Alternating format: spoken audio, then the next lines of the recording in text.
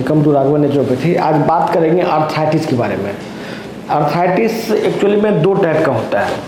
एक है जो कि किसी एक जॉइंट में होगा, जैसे कि घुटना में हो गया, और एक आर्थराइटिस होता है रूमेटॉइड आर्थराइटिस, जो कि हर एक जॉइंट को एक साथ इन्वॉल्व करता है और कम उम्र से ही शुरू हो जाता है, जैसे कि 15-16 साल से शुरू हो जाएगा, किसी को 25 साल में शुरू होता है। तो ये दोनों टाइप का आर्थराइटिस में जो ट्रीटमेंट है हमारे नेचुरोपैथी में, इससे बोन के स्ट्रेंथ पे फर्क पड़ता है। हमारे ट्रीटमेंट से बोन में स्ट्रेंथ में फर्क पड़ता है और इम्यूनिटी का जो प्रॉब्लम है वो दूर हो जाता है। तो रूमेटॉइड आर्थराइटिस तो इमीडिएट ठीक हो जाएगा। जो ऑस्टियोआर्थराइटिस है, जिसमें कि हड्डी कमजोर होके, जैसे कि ये हड्डी है, देखिए ये हड्डी है, यहाँ पर पानी इसका सूख जाता है, पानी सूख जाता है, और ये जो हड्डी ही पानी को सोख लेता है, क्योंकि हड्डी में छेद हो जाता है पतला पतला कैल्शियम की कमी से, और उस छेद की वजह से ये पानी सोख लेता है और यहाँ पर हड्डी आवाज़ खटखट करता है। ये जो हम बता रहे हैं आपको, ये बात ऐसा नहीं है कि हमको पता है, सिर्फ ये अंग्रेजी डॉक्टर को भी पता है कि आर्थराइटिस क्यों होता है। तो इसके इलाज में क्या होता है कि वो लोग कैल्शियम का दवा देता है, कैल्शियम का टेबलेट। कैल्शियम के टेबलेट खाने से, जैसे आप 500 मिलीग्राम का कैल्शियम टेबलेट खाते हैं, तो उसमें से एब्जॉर्ब कुछ नहीं होता है। बेसिकली बॉडी का जो नेचर है, बॉडी का जो सिस्टम है, उस सिस्टम के हिसाब से बॉडी काम करेगा। बॉडी डिजाइन नहीं है कि कैल्शियम का टेबलेट को एब्जॉर्ब करने के लिए। वो जो भोजन में कैल्शियम होता है और जो ऑर्गेनिक फॉर्म में कैल्शियम है, उसी को बॉडी शरीर एब्जॉर्ब कर सकता है। कैल्शियम का टेबलेट खाने से लोग मने मन सोचता है कि मेरा हड्डी मजबूत हो जाएगा, उससे हड्डी मजबूत नहीं हो सकता है। दूसरी बात, लोगों के का डाइजेस्टिव सिस्टम में एब्जॉर्प्शन घट गया है। जो आदमी खाना खा रहा है ना, वो एब्जॉर्ब नहीं हो रहा है। और प्लस भोजन में हर एक चीज हम लोग हाइब्रिड खा रहे हैं। हाइब्रिड एक्चुअल का जो नेचुरल होता है, जिसका कि पहले जो भोजन होता था, जो नेचुरल होता था, उसमें टेस्टी होता था, वो मिनरल कंटेंट की वजह से टेस्ट आता था। लेकिन अब किसी भी चीज़ में टेस्ट नाम का कोई चीज़ नहीं है। लोग किसी तरह खा के पेट भर जाता है, तो बॉडी में डेफिशिएंसी रह जाता है, बॉडी में कैल्शियम का, मिनरल का और भी चीज़ों का। इस वजह से ये जॉइंट में छेद हो जाता है छोटा छोटा, और छेद होने से हड्डी कमज़ोर हो जाता है। इसी वजह से लोग छोटा छोटा बात पे आदमी का हड्डी टूट जाता है।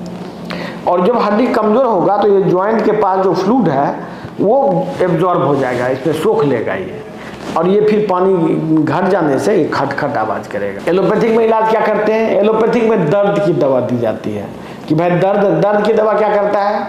अब दर्द की दवा बेसिकली यहाँ पर काम नहीं करेगा। दर्द की दवा, जैसे कि आपको किसी कहीं पर पेन हो रहा है, तो दर्द की दवा उस जगह पर काम नहीं करेगा। दर्द की दवा आपके किडनी और लीवर पे काम करेगा, वहां पर डैमेज क्रिएट करेगा। जैसे ही वहां डैमेज क्रिएट होगा, आपको दर्द का एहसास बंद हो जाएगा। ये है एलोपैथिक इलाज। इसीलिए हमारे पास जो मरीज आते हैं आर्थराइटिस का इलाज अंग्रेजी में खा के दवाई, बाद में उसका किडनी फेल होने पर हमारे पास आते हैं, तो वहां से किडनी फेल होता है। इसके बाद जैसे कि रूमेटॉइड आर्थराइटिस, तो रूमेटॉइड आर्थराइटिस में आदमी के हाथ में मोटा हो जाता है, मतलब जितना भी जॉइंट्स है वो फूल के मोटा हो जाता है।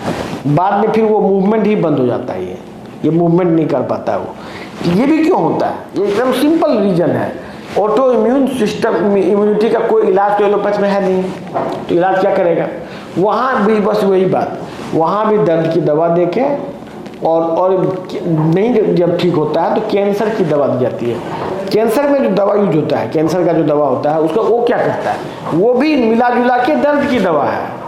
वो कैंसर की दवा बॉडी के अलग अलग पार्ट्स को डैमेज करता है, जैसे बोन मैरो को डैमेज करेगा। तो बोन मैरो जब डैमेज होगा तो ऑटोमेटिक उसका दर्द का एहसास उसका घट जाता है। ये एलोपैथिक इलाज है। एलोपैथिक इलाज में लोग इसलिए जाते हैं क्योंकि सब जगह एलोपैथिक डॉक्टर बैठा हुआ है।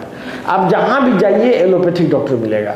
उसमें बहुत सारा स्पेशलाइजेशन हो गया है, जैसे कि हड्डी का विशेषज्ञ, रूमेटोलॉजी का विशेषज्ञ। बेसिकली सब कुछ नहीं है, सिर्फ लोगों का ब्रांडिंग करने का तरीका है कि हम फलना चीज का डॉक्टर हैं। एक्चुअली में सबका पढ़ाई सेम है, हर एक व्यक्ति MBBS किया हुआ है। मिला जुला के कोई भी इलाज रूमेटोलॉजी या हड्डी का किसी के पास नहीं है एलोपैथ में। नेचुरोपैथ में जो आते हैं वही ठीक होते हैं, दूसरा कोई उपाय नहीं है। बाकी सर्जरी वगैरह होता है, जैसे कि एलोपैथ में सर्जरी करके आपको दूसरा ज्वाइंट लगा देगा, ये सब कर सकता है। लेकिन बीमारी जो होता है, असली बीमारी, उसका कोई इलाज एलोपैथ में नहीं है। ये बहुत बड़ा विज्ञान नहीं है, ये सिंपल साइंस है। और ये साइंस एलोपैथ में पढ़ाई जाती है। खास बात ये है कि जॉइंट में क्यों प्रॉब्लम होता है, ऐसा नहीं है कि नेचुरोपैथ को सिर्फ पता है, एलोपैथ को भी पता है। इसके बावजूद ये प्रॉपर ट्रीटमेंट नहीं दिया जाता है। और ये वीडियो को ज़्यादा से ज़्यादा लोगों तक शेयर कीजिए। लोगों को सच्चाई पता होना चाहिए, तभी वो सही जगह जाएगा, तभी वो नेचुरोपैथी में जाएगा, तभी वो सही इलाज कराएगा। बहुत आदमी एलोपैथिक इलाज नहीं लेके खुद भी ठीक हो जाएगा यदि उसको सही जानकारी रहे। आज लोग इतना पैसा कमाने के लिए पढ़ाई करता है, पैसा कमाने के लिए पढ़ाई करता है, लेकिन दुर्भाग्य की बात यह है कि वो जितना भी पैसा कमाता है सबका सब बीमार पड़ने पर हेल्थ डिपार्टमेंट को दे आता है। जब मेहनत करते हैं, आप पढ़ाई करते हैं, मेहनत करते हैं, ज्ञान प्राप्त करते हैं, तो आपका कर्तव्य बनता है कि स्वास्थ्य के बारे में भी ज्ञान प्राप्त करें। क्योंकि जब बीमारी होता है ना तो आदमी दौड़ता है सीधा, कौन बचा लेगा।